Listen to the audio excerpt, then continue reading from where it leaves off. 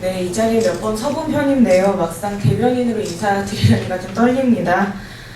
첫 취임 인사에서 여기 앉아 계시는 기자분들이 몇 분이나 이렇게 주목해 주시는지가 앞으로 대변인 업무에 성과를 좌우한다고 들었습니다. 많이 호응해 주셔서 감사합니다. 정식으로 인사드리겠습니다. 앞서 소개받은 문정은입니다. 지난 9월 가을부터 정의당 대변인으로 함께해 주신 김종민 정의당 대변인께 진심으로 감사드리고요. 이후 도전에 대해서도 응원합니다. 정말 고생하셨습니다. 제가 대변인으로 이제 활동을 한다고 하니까요. 아마도 이제 최연소 대변인 아닌가 하는 말씀을 해주시는 언론인분들이 계셨습니다. 마침 오늘은 정의당이 창당 후 2년 8개월 되는 날인데요. 저도 만 28세에 대변인으로 취임하게 되었습니다. 최연소라면 이제 좀 기분이 좋을 것 같고요. 앞으로 남아있는 시간 동안 정의당 대변인으로 정말 열심히 일하겠다라는 말씀 드리겠습니다. 저는 정의당 1기 지도부인 천호성 당대표와 함께 2년 동안의 부대표 임기를 함께 해왔습니다. 그리고 그 이전에는 진보 정의당의 청년학생 1대 위원장으로 활동했습니다. 오늘부터는 정치의 꽃이라고 하는 대변인 업무를 통해서 진보 정치의 희망의 불씨를 한번 살려보겠습니다. 작지만 강한 정당, 그리고 일하는 사람들의 희망을 만드는 정당, 우리 사회 보다 낮은 목소리를 위해 일하는 정의당 대변인이 되겠습니다. 특히나 정의당은 지난 반년 동안 4천여 명의 당원이 새롭게 입당하고 성장하는 그런 발전하는 정당입니다. 진보 정치에 대한 기대와 열망에 부응하지 못했던 시간들을 뼈아프게 돌아보면서 정의당은 자기 혁신과 발전의 시간들을 차곡차곡 쌓아가고 있습니다. 젊고 강한 정의당, 지속가능한 정당, 정의당의 대변인으로 더 낮은 곳의 목소리에 귀를 열겠습니다. 국민의 목소리를 제대로 대변하고 정의당의 목소리를 널리 퍼뜨릴 수 있도록 최선을 다하겠습니다. 언론인 여러분들의 깊은 애정과 관심을 다시 한번 부탁드리면서요.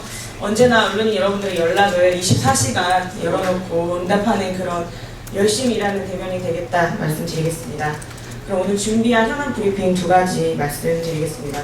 메르스 관련한 현안과요. 4대강 관련된 현안 브리핑 드리겠습니다. 메르스 확산의 진앙지가 된 삼성서울병원이 병원 내 비정규직 노동자 3천여 명에 대해 감염 관리를 제대로 하지 않았던 사실이 밝혀지면서 국민들의 지탄을 받고 있습니다. 비정규직이라는 이유로 생명과 안전마저 차별받아야 하는 한국 사회의 야만적인 현실을 적나라하게 보여주는 것으로 과연 삼성서울병원이 인수를 논할 자격이 있는지 묻고 싶습니다.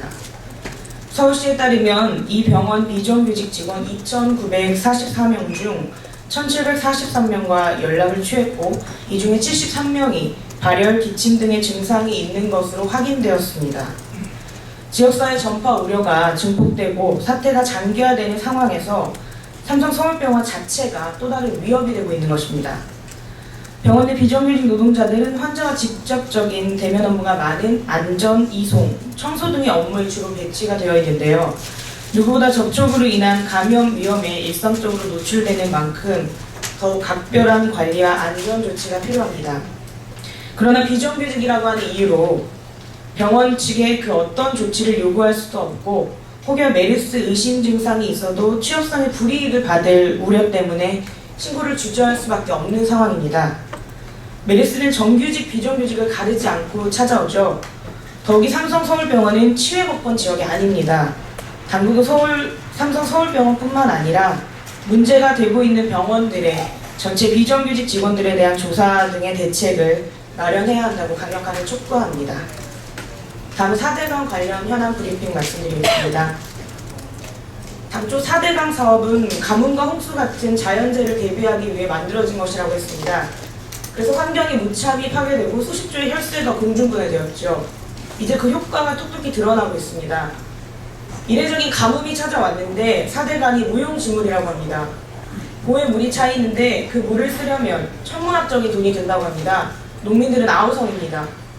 시작할 때부터 4대강 사업은 재앙이라는 말이 떠돌았습니다. 그런데 한시적 재앙 수준이 아니라 국가 전체를 파고드는 그리고 존먹어 들어가는 암덩어리인 것이 이번에 드러난 것입니다. 두말할 것이 없습니다. 4대강 사업 전말을 모두 밝히고 책임자들을 문책해야 합니다. 나라 꼴이 엉망입니다. 역병이 도는데 가뭄까지 들었습니다. 그런데 국가가 속수무책이죠. 중세시대 역사책에서나 보던 어처구니 없는 일들이 눈앞에 펼쳐지고 있습니다. 나라가 몇십 년 전도 아니고 몇백 년 전으로 훌쩍 뛰어 돌아간 느낌입니다. 그나마 그 시절의 왕은 나라의 이런 상황이면 자기 탓이라도 하는 책임감을 가졌습니다. 그런데 우리는 남 탓하는 대통령 본인이 그 시절보다 더 불행한 듯합니다. 더구나 정부에서 4대강 사업을 확장하겠다는 헛소리까지 등장하는 이 마당에 방법은 단 하나뿐입니다. 대통령은 자신의 책임을 분명히 하고 이 상황을 직시하기 바랍니다.